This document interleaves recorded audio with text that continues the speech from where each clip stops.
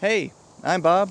This is where we learn how to have more fun playing RPGs together, and this is a straightforward overview of what you really get in the Dungeons & Dragons 5e 2024 Player's Handbook, making some comparisons to other resources from D&D, and even a few other fantasy games. And here it is.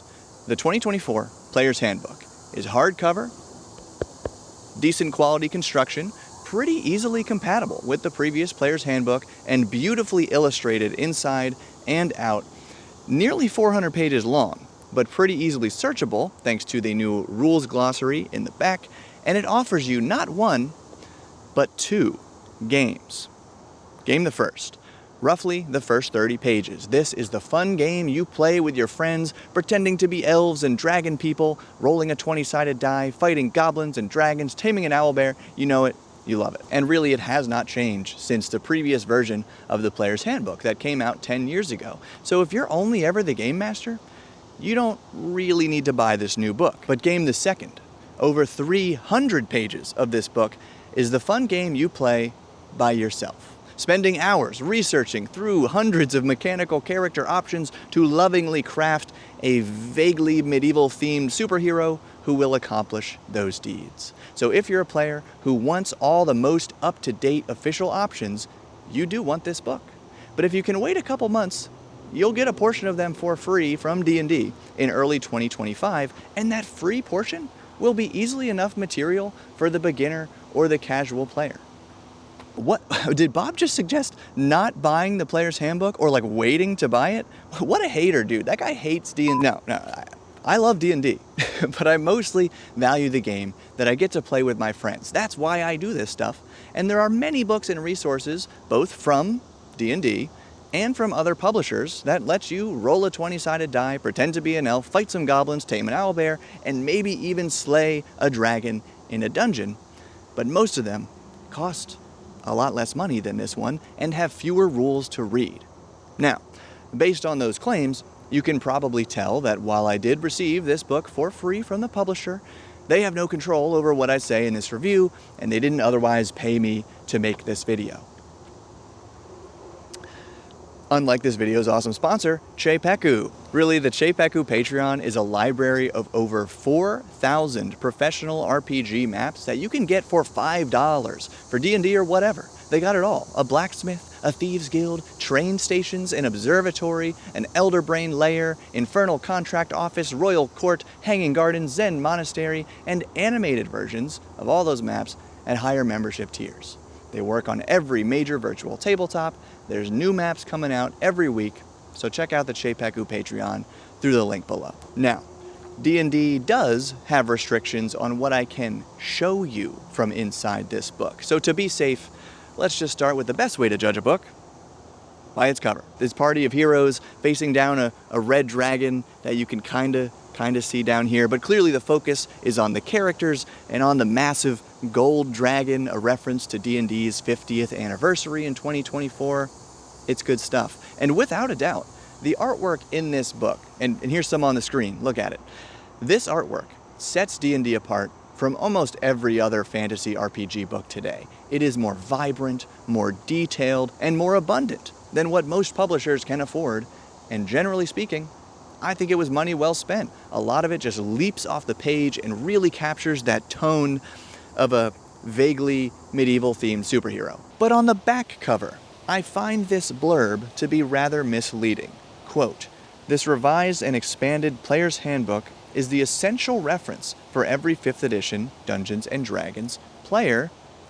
And no way! Just last year, they released a 400-page PDF, about as big as this, of the D&D 5e core rules, free, under Creative Commons.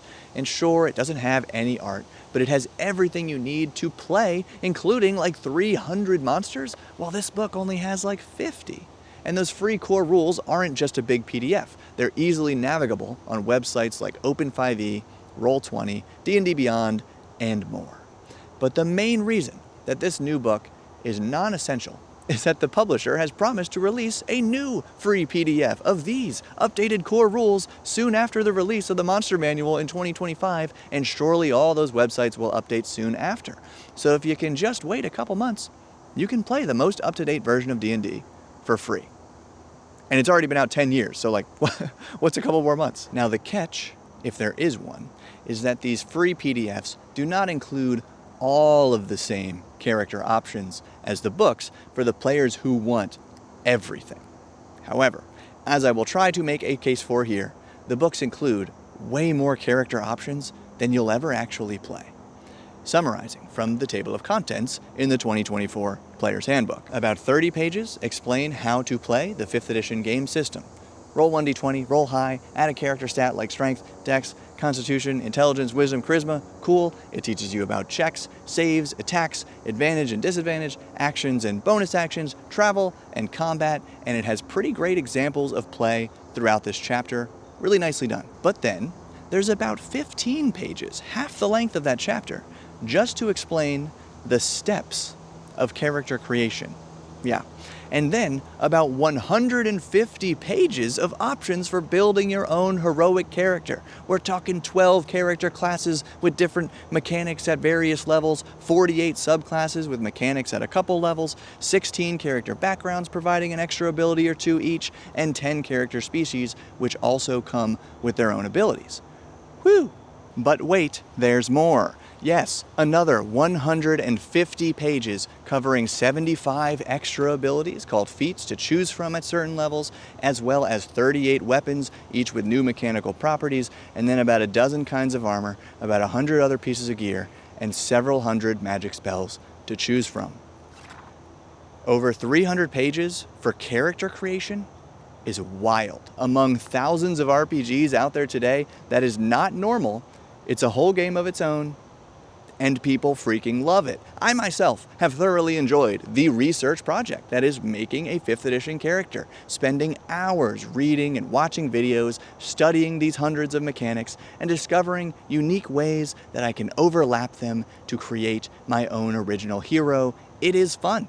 But for some people, like myself, eventually the game of character creation becomes less fun when you realize how rare it is to actually play that hero, let alone play them into the high levels of the game, and when you finally do that, you see how unwieldy the game becomes at those high levels. I'm not going to dwell on it here, but even the D&D community pretty widely agrees that the game just becomes difficult to manage for both players and game masters, usually around level 10 in this game, with 20 levels. And D&D has released data publicly showing that most players just do not play most of the game's levels. So statistically, most of the content in the Player's Handbook, as fun as it can be to theorize about and tinker with, will never reach your game table.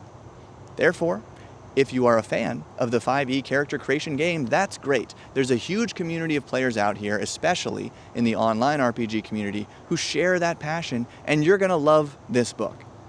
But if you're a beginner or a more casual player who just doesn't have the hours and hours to do that research or want to make the time to do it, you can pass on this. You're not missing anything, no FOMO.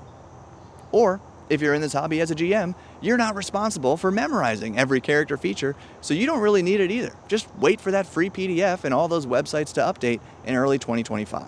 And you can do what I'm gonna do and just look forward to the next D&D box set, probably coming in later 2025. They are my favorite D&D products because they include a condensed version of the core rules, usually like 50 pages or less, with a short adventure, a set of dice, some other helpful accessories, and some of that beautiful artwork, all for about half the price of one D&D book. Because did I mention that D&D actually spreads their core rules into 3 of these big books? Yes, it's not just these 400 pages. There are 1,200 pages to study for $150, and they have the audacity to write in here that you need all 3 books to play the game, and we all know that's a lie. Bleh.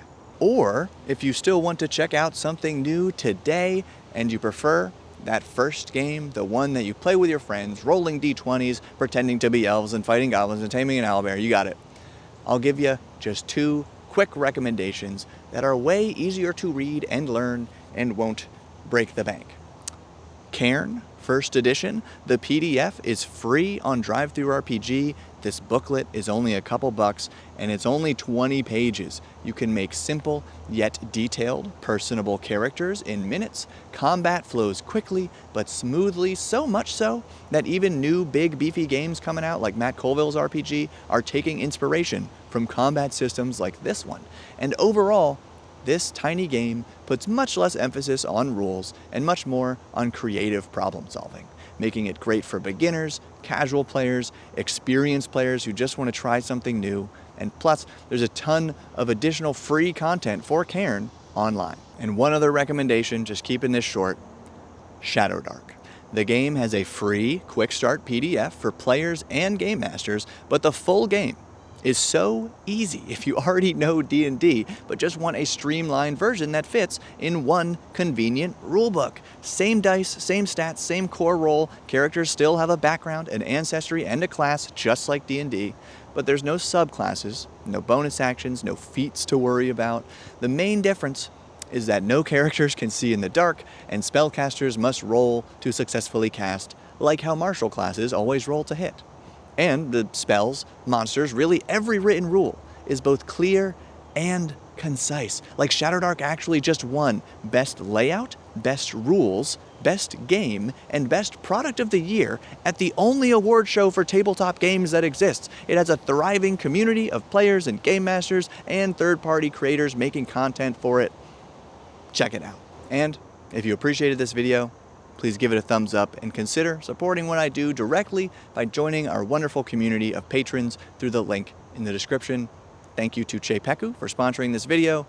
Thank you, and keep building.